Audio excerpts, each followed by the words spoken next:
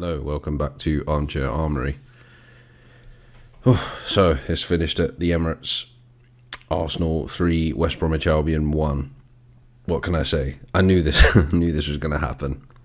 I knew that we would play decent against West Brom after the dismal performance against Villarreal. In a way, you could say, I saw Sam Allardyce comment at the end of the game that he thought 3-1 was flattering, and in some ways I don't really disagree with him. Like, we weren't great and we weren't awful. We were just somewhere in the middle. We just had 3 moments that were pretty good compared to their 1 moment that was pretty good, essentially.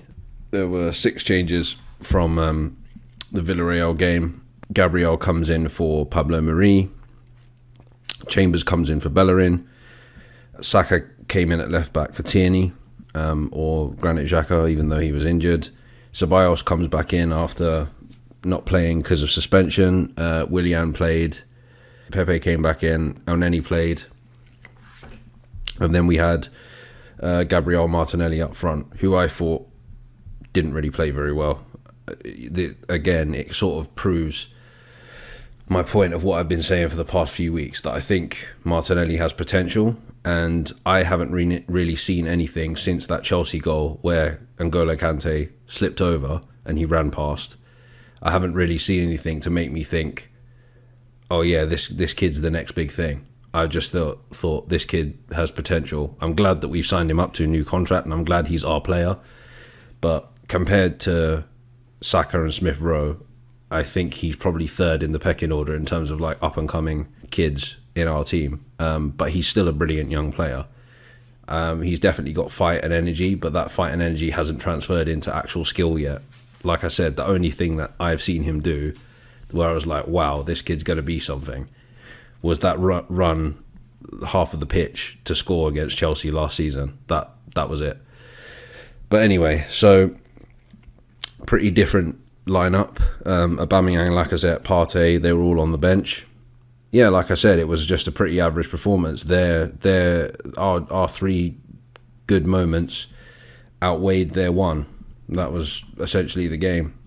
We scored fairly early on. Willian with a 1-2 with Saka, who then put in a cross, and there was Smith Rowe on the end of it with a volley, which was brilliant volley.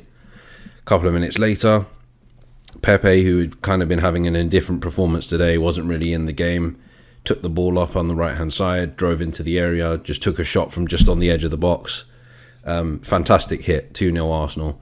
And at this point you think, yep, game over, we're going to probably go on to win this game. There was a bit of like early pressure from West Brom at the beginning, but after we scored, they kind of, you know, like laid off a little bit. We then go in at half-time 2-0 up. We come out again, second half. West Brom are a little bit more dominant, a little bit more going at us, because obviously if they lose this game, they're confirmed relegated. So they did show a little bit of fight about around the 70th minute, something like that. Pereira breaks away. No one's going to him. No one's going for a tactical foul. No one's keeping up with him. And to be fair, it was just mentioning the Martinelli thing. He literally runs half the pitch and scores. So they pull one back. So there's a little bit of a 10-15 minute period where we're a little bit nervy, where we think, is this going to happen again? Where we're going to give away a winning lead. And in the 90th minute, of all people, we get a free kick just outside the edge of their area. Willian steps up to take it. And at that point, I'm thinking, Willian ain't going to score this. Because I think the commentator Ian Dark on BT Sport said, "Oh, he looks like he's gonna take this or gonna step up to shoot," and I was thinking, yeah, he's not gonna score, and he did. Willian scores his first goal for the club since his signing in the summer. Yeah, it was a pretty good free kick, to be fair. I'm not going to be like ishing on it or anything, but yeah, it was a pretty good free kick. The most important thing is that we got the 3 points. Unfortunately, West Bromwich Albion will be playing in the Championship next season because of this. Yeah, it is what it is.